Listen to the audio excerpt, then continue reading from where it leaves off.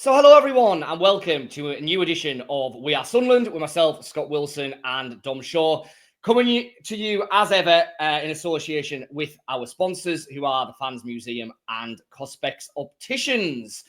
So how are we doing, Dom? Summer's I'm all right, underway. mate. How are you? Are you all right? Yeah, all good. All good. I had the, well, it wasn't a pleasure at all of being at the City Ground last night watching England. Well, I don't know how you would describe it, really. Be pretty shambolic against Senegal, but we'll gloss over that very, very quickly. We will talk all things Sunderland. We'll talk Jobe Bellingham. We'll talk Kristjaan Speakman and some of the things he's been saying. We will talk signings. We'll have a chat about kind of where Sunderland might be going in the next weeks and months in terms of the transfer market and the summer and everything like that. Let's start with Jobe Bellingham, Dom. I don't think it's a surprise to anyone really that the deal's gone through. And I think the first thing to say really is Jobe Bellingham's time at Sunderland is probably one of the rare things in football where it's absolutely worked out as hoped for and planned for everybody, really. Clearly for Jobe Bellingham, he's had 2 excellent years in the Championship. He's won a trophy at Wembley. He's got his dream move to Borussia Dortmund.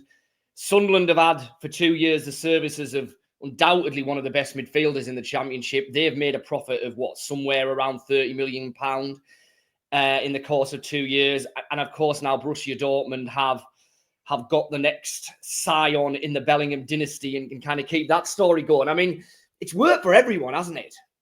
It has, hasn't it?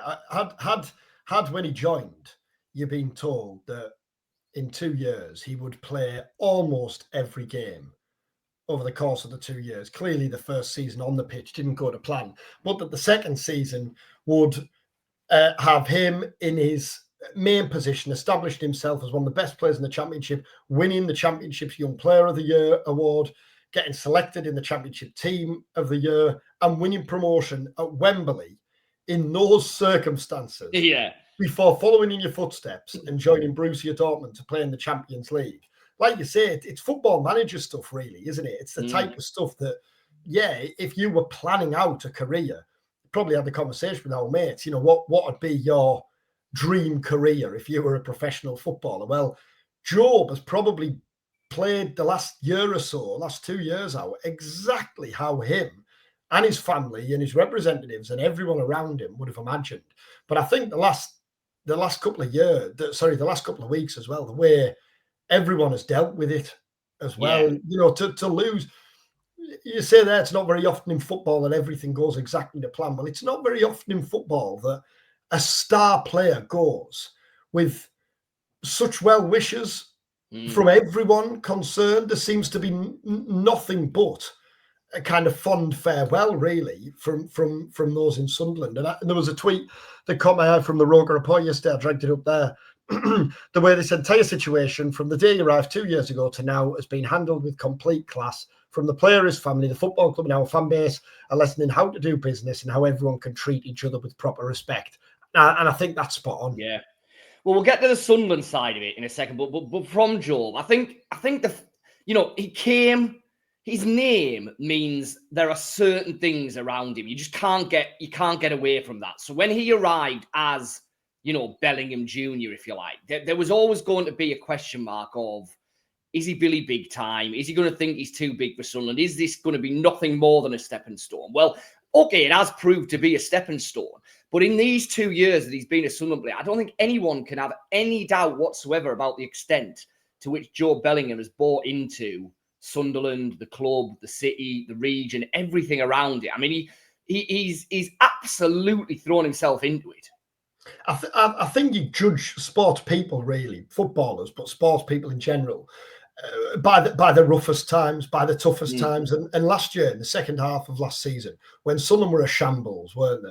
And Jobe was having to play up front because Sunderland didn't have any forwards. So you have, what was he then? An 18-year-old kid playing his first season as a Championship regular, playing up front, out of position for a team that were getting beat every day, every week, that didn't have a manager. Now, it will have helped that Mike Dodds was the standing manager, and Dodds obviously has history with the Bellingham family, was part of the reason Sunderland were able to sign Bellingham in the first place.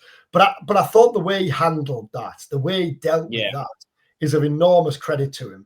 And this year, it was noticeable, wasn't it, how quickly when Regis Le Bris came in last summer, he got to grips with the system he wanted to play, but where he wanted to play Jobe.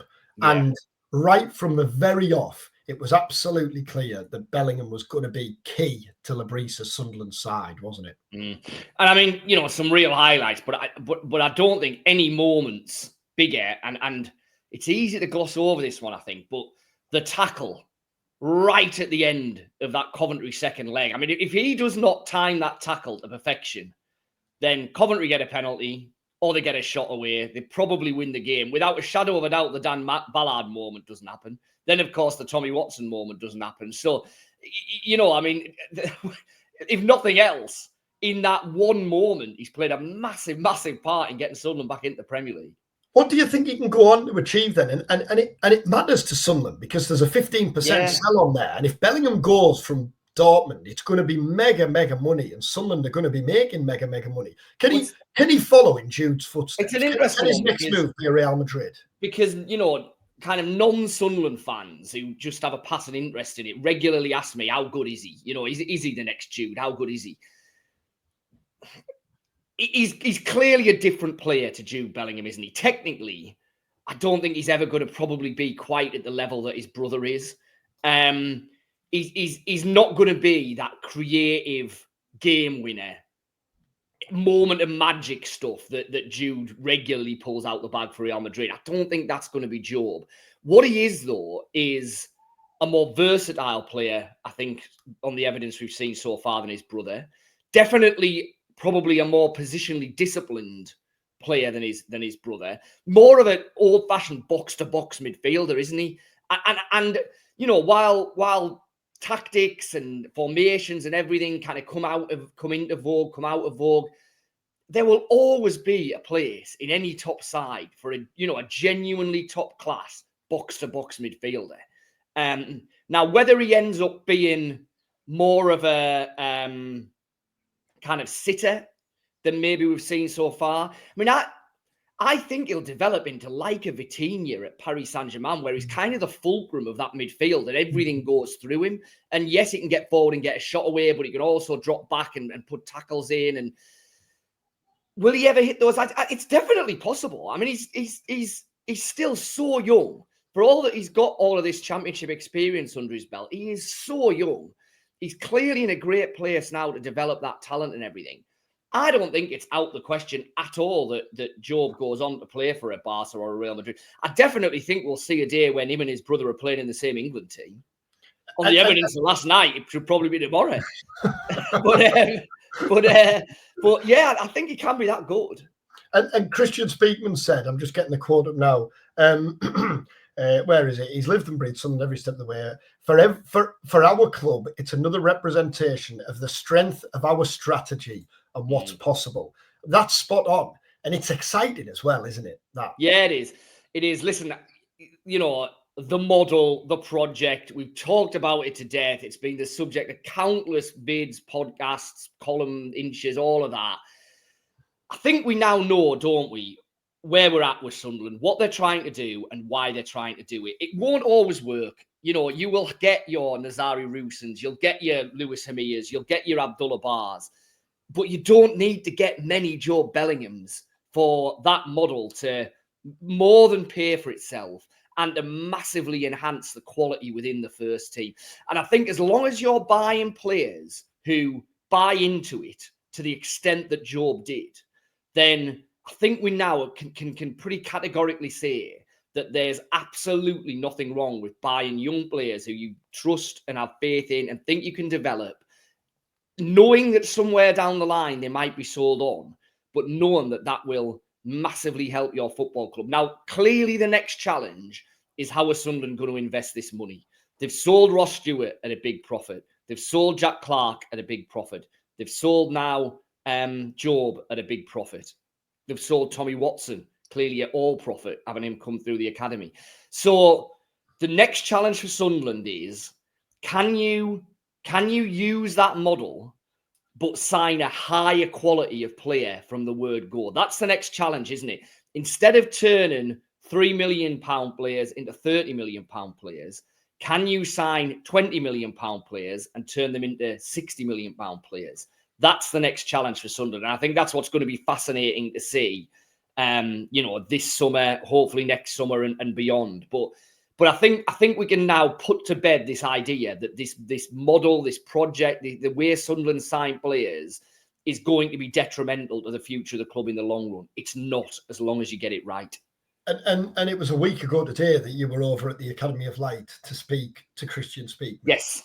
What was your feel for how Sunderland are going to approach this transfer window? So how are they going to replace Bellingham? What degree of player are they going to be looking at? How much are they going to be looking to spend, and how many players are they going to be looking at? I think the first thing to say is the general project that we've talked about will remain intact. That the blueprint for Sunderland's transfer business will be to sign players where there is the potential to develop them and improve them, and either then tie them down to long-term contracts to help the first team or sell them on at a profit. So what we're not going to see this summer is Sunderland completely changing tack and throwing a load of money at 29, 30, 31-year-olds who want to come to the Premier League for one last payday, have a massive reputation, have a big name, but are coming towards that stage of their career. We're not going to see that. Does that mean that Sunderland will not sign anyone with experience? No, it doesn't. And I think one of the things Kristjaan Speakman was at pains to get over was, look, we do know you need a slightly different type of player for the Premier League than we did in certainly League One and in the Championship. There is that understanding there. Now, does that mean, every player will be experienced? No. And he was also at pains to point out that, look, we have signed experienced players. Chris Meffam had a massive role to play for Sunderland this season, admittedly on loan, but still a massive role to play. So I think there will be a smattering of kind of experience, maybe one or two players at that stage of the career, but the bulk of Sunderland's business will be bringing in players that they think they can develop. Now, like I say, I think the difference will be, instead of shopping in a market where they're bringing in those players for 500,000 euros, $1 million, couple of million, I think we will see certainly some signings this summer that go either very close or break the club record fee that they paid for Enzo Laffi. I think there's an acceptance that needs to happen. I think there's also an acceptance that the best way for Sunderland to attack this is to try and make, I don't want to hang my hat on figures, but 4 or 5 potentially game-changing signings. And by what I mean that, I mean completely first team ready. So not development projects a year down the line, first team ready. And then you can add some development projects around that. I think what Sunderland don't want to do is spread their money across a dozen players, flesh out the squad, add a load of depth, but actually you're picking from much of a muchness, and there's not an obvious kind of pecking order, and you haven't necessarily really improved the first team. I think the desire is, and probably right down the spine of the side, that's where we need to improve this team, because if we're going to survive in the Premier League, we're going to need a small group of players to play really well, rather than a big group of players all to play okay, if that makes any kind of sense. And if there was to be four or 5 kind of marquee signings, main signings, first team signings, was there any indication as to what positions they'll be in? And if not, what would you guess? I think the indications were really the spine of the side, and that's not rocket science, is it? They need a forward, whether that's an out-and-out striker or a 10 or someone who can play right across the front line. Clearly, there's a need for another forward. You've clearly now got to replace Jobe Bellingham, so there's a need for a central midfielder. There's probably a need for a central midfielder anyway. There is still a degree of doubt over what's going to happen with Dan Neil. I think we can get to that later on, but you maybe need 2 there. Chris Meffam's gone, so you definitely need at least 1 centre-half. I think you need fullbacks as well, but you definitely need a centre-half. Goalkeeper's probably the one position that you don't, because I think they will go with Patterson. But I think the rest of that spine of the side, if you're talking a centre-forward, a central midfielder, and a centre-half who can go straight into the first team in the Premier League, probably talking the best part of 50, 60 million on those three, aren't you? Yeah. And then it'll be a case of filling in around there to a certain extent, I think. You mentioned Meffam there. Any chance of him coming back then? What was the feeling you got on that one? So I think we can talk about Meffam and Henderson in the same breath, really, because we asked about both. And to be fair to Kristjaan Speakman, he didn't really want to speak specifics on specific players, partly because he didn't think it was right, and partly because, as again we might get to, I don't think Sunderland aren't yet at the stage where they're putting bids on the table for specific players, not quite yet. So I think with both Meffam and Henderson, I think if Sunderland had drawn up a list of potential centre-halves that they will look at this summer, and they've got that list, they know who they're thinking about, Meffam will be on it, but I don't think he'll be at the top of it. If they're looking at potential central midfielders, Henderson will feature on that list, but I don't think he's at the top of it. So is there a chance that Sunderland could sign both of those players at some stage this summer? Yes. Is it likely that they're going to be the first players they go for in that position? No, is how my reading of it would be. And you mentioned Dan Neil there. Where are we at? Where are we at with Neil? Well, we're at where he's about to go into the last year of his contract, aren't we? Yeah. And the same is true of Dennis Serkin, but it's obviously, or it feels more pressing with Neil because there is this reported interest from Roma. You know, we understand from people in Italy, certainly journalists in Italy, that there is substance to that. It's not kind of just being floating from nowhere. You know, he is a player that Roma are very interested in. Sunderland want to talk. In an ideal world, Sunderland want to get Dan Neil and Dennis Serkin tied down to new long-term contracts this summer, and that will be their aim. Those talks will, well, if they haven't already started, they will start as soon as those players are back from their holidays and back around and available. What happens if Dan Neil doesn't sign that contract becomes interesting. For all that Sunderland are in a much stronger financial position off the back of promotion, I still don't think they can really afford to just write Dan Neil off and let him run down his contract and leave for nothing next summer. He's too valuable an asset and a player for that to happen. So if Dan Neil comes back this summer and says, I am not signing a new contract, I think Sunderland then have to seriously think about selling him probably. And I'm not saying that's going to happen because the massive hope is that he will sign a new deal.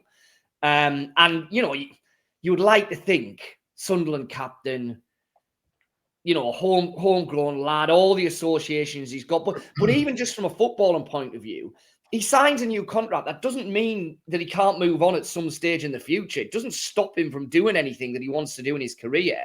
It just safeguards Sunderland. I'd like to think that'll happen.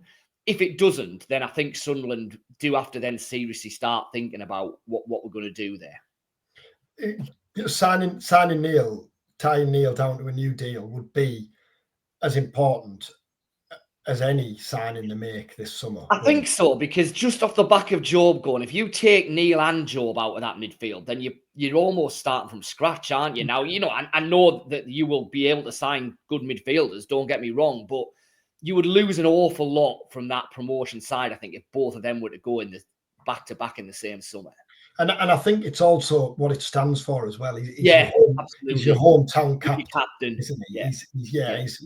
He's won promotion with his club as captain. To get him to sign a new long-term deal going into the first season back in the Premier League, it just gives everyone a lift. Not that it's needed, but I think that's going to be vital. And what about then?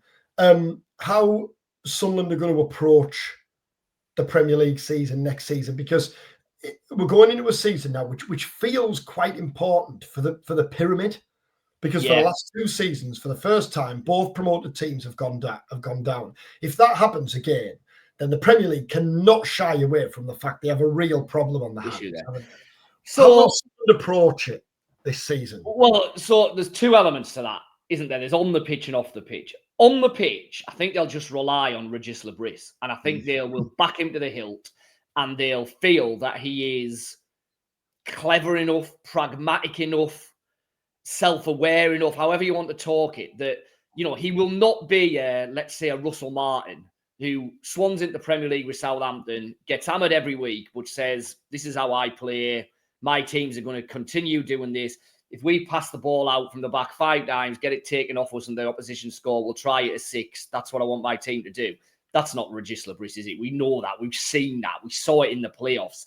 Regis Le Bris will set his side up game by game to the best that they can, deal with the opposition and still try to offer a threat themselves. And if that means sitting in sometimes and looking to hit on the break, that's what he'll do. If that means tactical tweaks sometimes, 4-4-2, 4-3-3, whatever, that's what he'll do. He will be prepared to change that. So I think that they'll just back him on that.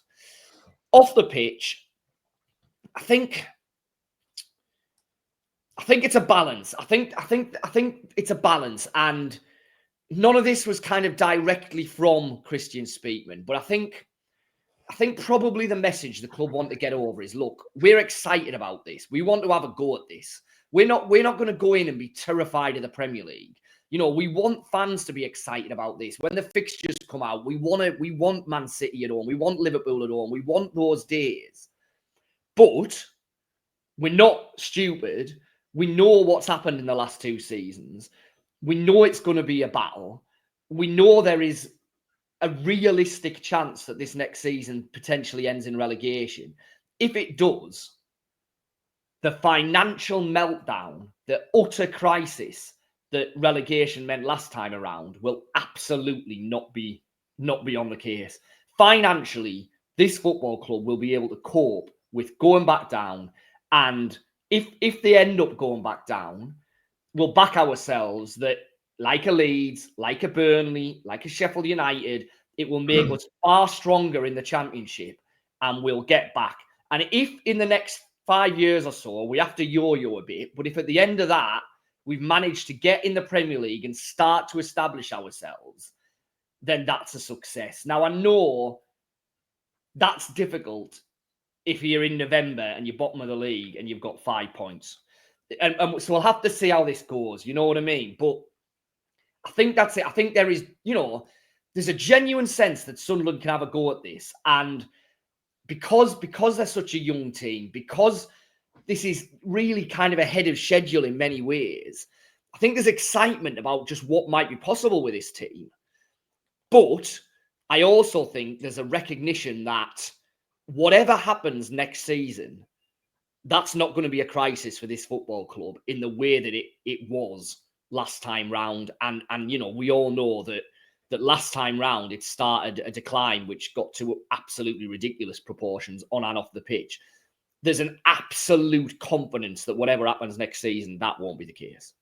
And you can absolutely understand that confidence, because it's not as though, I think the true test, we said there about Jobe and how he reacted to the challenge they had. But so Ipswich are coming back down next season, for example, and yeah.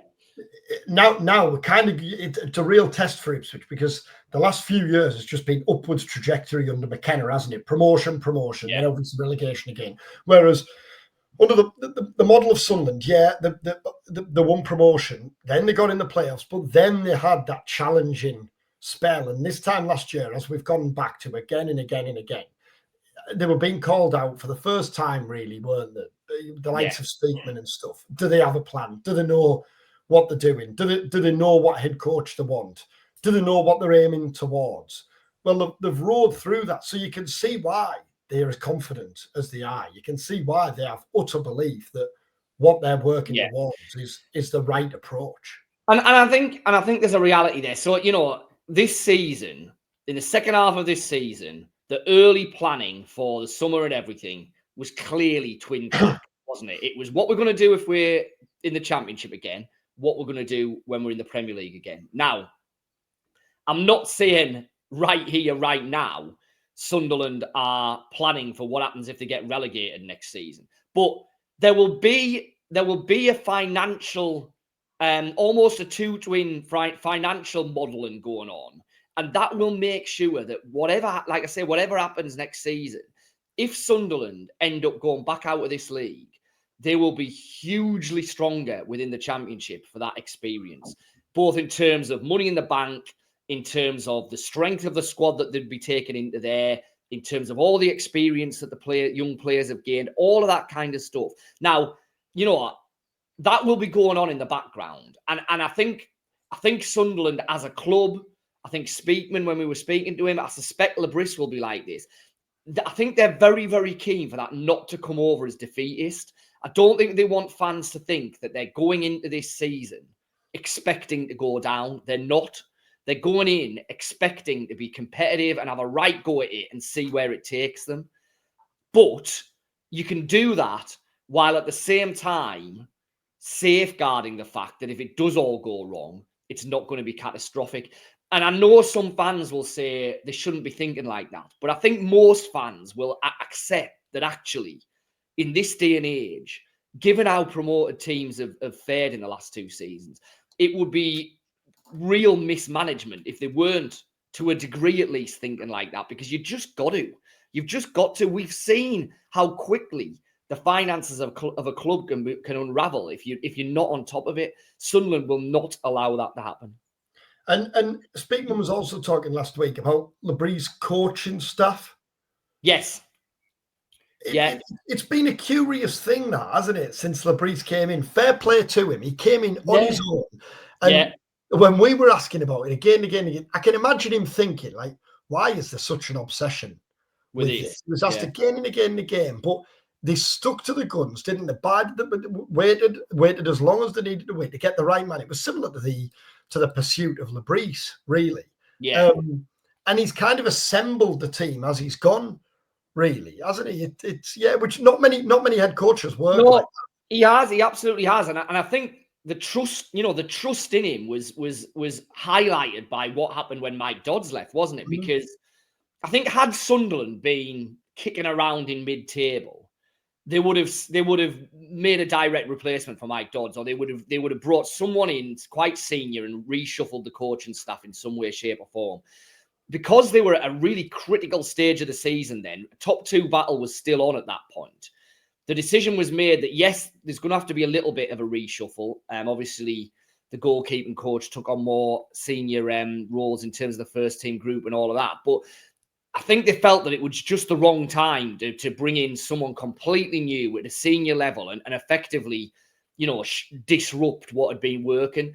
This summer gives them an opportunity to properly address that. So I think there's a feeling that there is a gap for a senior figure there. Now, again, does that mean it's going to be a like-for-like replacement for Dodds? Not necessarily. Regis Le Bris has ideas about what he wants, doesn't he? The makeup of his coaching team to be. It might be that they decide actually they can move things around and they'd be better off getting a much more senior analysis figure. Might be the strength and conditioning they decide they want to really. But I think we will see the appointment of at least one new senior figure this summer, because I think, like everything post-season, I think that there's been a kind of audit, if you like, of the coach and staff and strengths and maybe potential weaknesses. Speakman interestingly said as well, just like the playing staff, you go into the Premier League, there's different demands on your coaches.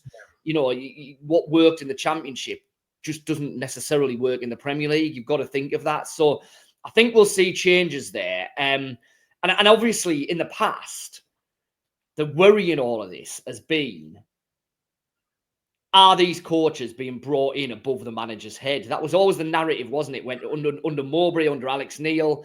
Is it Speakman dictating who the coaches are? Well, I don't think we've got this worry now, because I think we know that Le Bris, yes, he will have a big influence over who comes in, but ultimately, I think he's just willing to work with what's there and what's around him. And, I don't think there'll be any kind of tension over that at all.